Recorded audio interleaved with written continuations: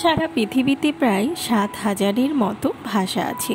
একজনের পক্ষে এটা মোটেও সহজ নয় যে সে সব ভাষাই ঠিকঠাকভাবে শিখে ফেলবে।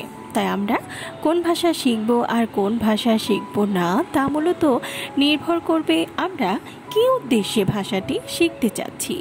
ইংরেজি ভিন্ন অন্য কোনো ভাষা শেখার পেছনে বড় একটা কারণ কর্মক্ষেত্রের সুবিধা।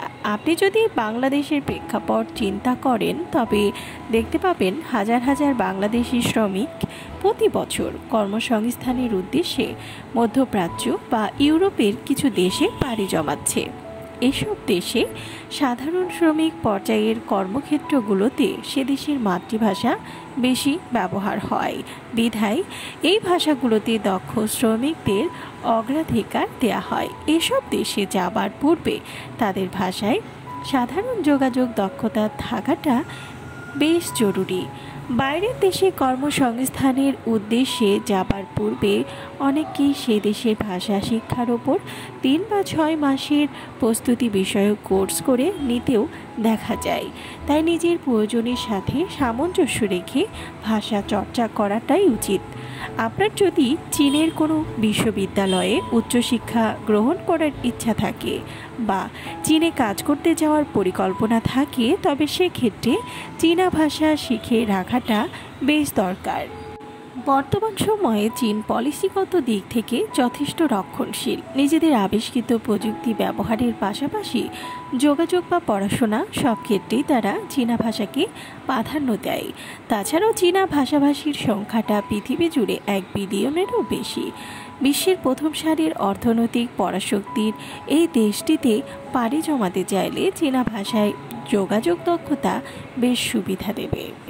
যারা ইউরোপ বা আমেরিকার দেশগুলোতে ঘুরতে কিংবা পড়াশোনা করতে যেতে চান তাদের জন্য ইংরেজির পাশাপাশি বিশেষভাবে স্প্যানিশ বা ফরাসি ভাষায় ন্যূনতম যোগাযোগ দক্ষতা থাকা ভালো।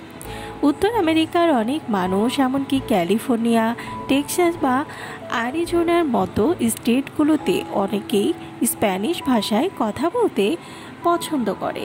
আর দক্ষিণ আমেরিকার প্রায় পুরো মহাদেশ জুড়েই স্প্যানিশ মোটামুটি জাতীয় ভাষা। সেখানকার মানুষেরা বরং ইংরেজি ভাষাতে কথা বলতে স্বাচ্ছন্দ্য বোধ করে না।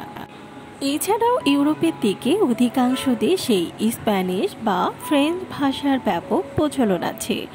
যোগাযোগ স্থাপনের জন্য কিছু ভাষাগত দক্ষতা থাকা খুব দরকার।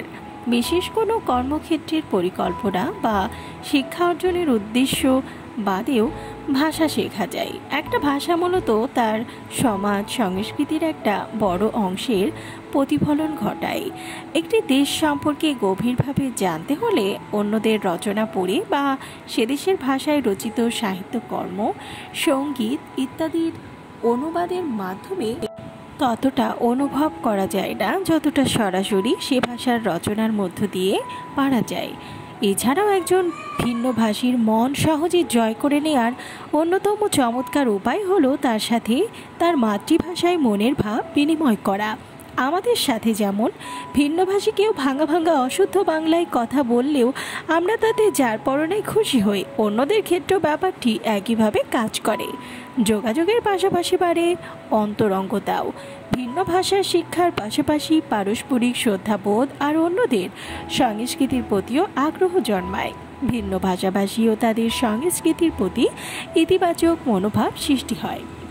নতুন কোনো ভাষা শেখা এত সহজ নয়। মানুষের ভাষাগত বিকাশের বয়স ৩ থেকে ৭ বছর। এই সময় মানুষ একটা ভাষা সব থেকে ভালোভাবে আত্মস্থ করতে পারে। তাই বড় হয়ে নতুন করে ভাষা শিখতে যাওয়াটা অনেক ঝাঁকি আর ধৈর্যের কাজ। নতুন ভাষা শেখার জন্য চায় আগ্রহ আর পরিশ্রম। নিয়মিত চর্চার পাশাপাশি ভিন্ন ভাষা সম্বলিত গান, চলচ্চিত্র, সিরিজ ইত্যাদির মাধ্যমে ভাষার ব্যবহার শেখা আরও সহজ হয়। আমাদের অনেকেই যেমন হিন্দি ভাষার কোনো প্রাতিষ্ঠানিক শিক্ষা না থাকলেও ছোটবেলা থেকে নানা ভারতীয় গান বা চলচ্চিত্রের সুবাদে হিন্দি ভাষা শুনে বুঝতে বা বলতে পারি ব্যাপারটা তেমন। এই বিশ্বায়নের যুগে সমগ্র পৃথিবী আমাদের কাছে বিশ্বগ্রামে পরিণত হয়েছে। পেশাদারিত্ব হোক বা বিনোদন, প্রয়োজনের তাগিদে আমাদের বিশ্বের এই প্রান্ত থেকে ও প্রান্তে ছুটে বেড়াতে হয়। প্রয়োজন হয় নানা দেশের নানা মানুষের সাথে সংযোগ স্থাপনের। ভিডিওটি ভালো লাগলে চ্যানেলটিকে সাবস্ক্রাইব করুন আর পাশে থাকা বেল আইকনে ক্লিক করে দিন, তাহলে পরবর্তী ভিডিও আপলোড করার সাথে সাথেই আপনার কাছে পৌঁছে যাবে।